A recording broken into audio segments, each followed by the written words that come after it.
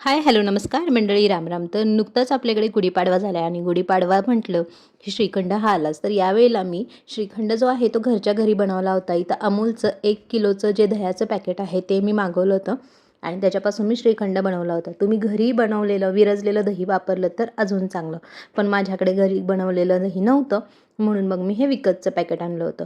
तर सगळ्यात आधी आपल्याला हे जे दही आहे ते एका मऊ सुती कपड्यामध्ये बांधून ठेवायचे, म्हणजे याच्यातलं पाणी जे आहे ते सगळं निघून जातं आणि आपल्याला घट्ट असा चक्का मिळतो. तर इथं माझ्याकडे एक सुती कापड आहे, तर त्याच्यात हे मी दही सगळं काढून घेतलं. तुम्ही बघू शकता अगदी काठोकाठ भरले. खाली एक गाळण ठेवली आहे मी, त्याच्या खाली एक काचेचा बाऊल आहे. तर सॉरी, स्टीलचं पातेलं आहे. तर हे कापडातलं दही आता तुम्ही बघू शकता खाली पाणी किती जमा होतं आहे आणि मी परत ह्याला असंच ठेवून देणार आहे आणि थोडं थोडं पाणी टिपकत राहील या हिशोबाने. तर किती वेळ ठेवायचं, तुमच्याकडे वेळ असेल तर तुम्ही आदल्या रात्री ठेवू शकता, म्हणजे रात्रभर ठेवलं तर छान. पण वेळ नसेल तर किमान 5 ते 6 तास तरी ठेवा. तर मी हे दुपारी ठेवलं होतं आणि मी रात्री श्रीखंड जे आहे ते रेडी करून फ्रीजमध्ये ठेवणार आहे. तर इकडे बघा तुम्ही पाणी किती निघतं आहे, तर खूप सारं पाणी निघून जातं. तर हे अशा पद्धतीनंच आपल्याला ठेवायचं. मी याला गाठ बांधून घेतली.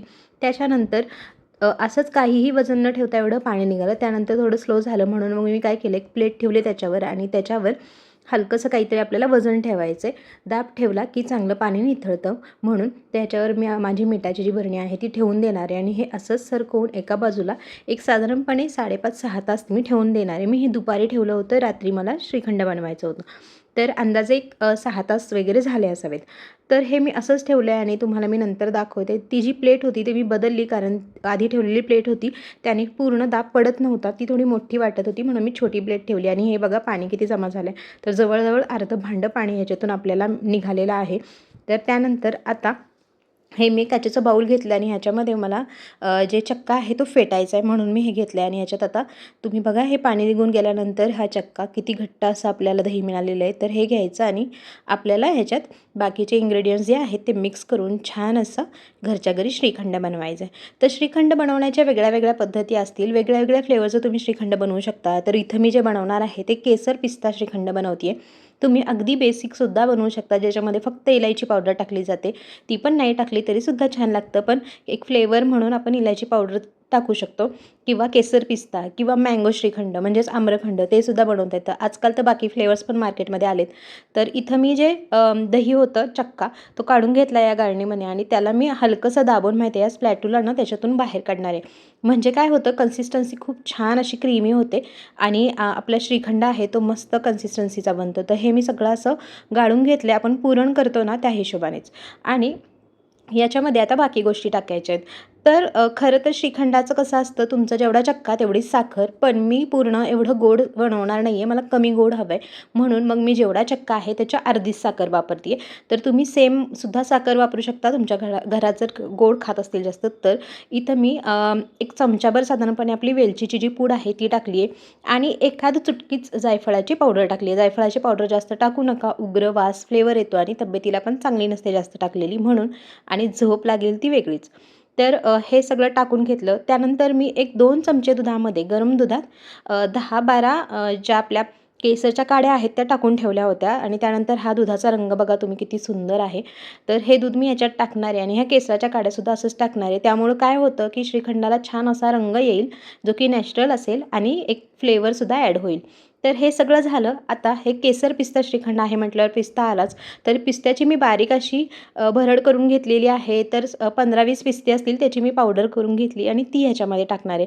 तर या ठिकाणी तुम्ही पिस्त्याऐवजी बाकी ड्रायफ्रूटसुद्धा टाकू शकता, ड्रायफ्रूट श्रीखंड बनवत असाल तर. पण लहान बाळं वगैरे घरात असतील तर मोठे तुकडे न टाकलेले बरे.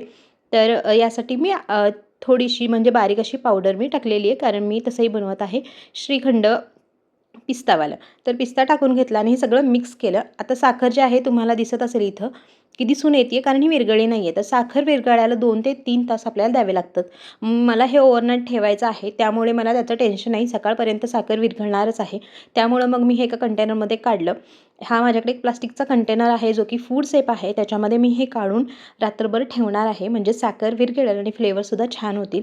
तुम्ही जर झटपट श्रीखंड बनवत असाल, तुमच्याकडे एवढा वेळ नसेल, तर इथं अख्खी जी आपण पूर्ण साखर वापरली त्याच्याऐवजी तुम्ही पिठी साखर वापरू शकता किंवा साखर जी आहे ती मिक्सरला फिरवून वापरू वापरू शकता, म्हणजे लगेचच श्रीखंड जे आहे ते रेडी होतं.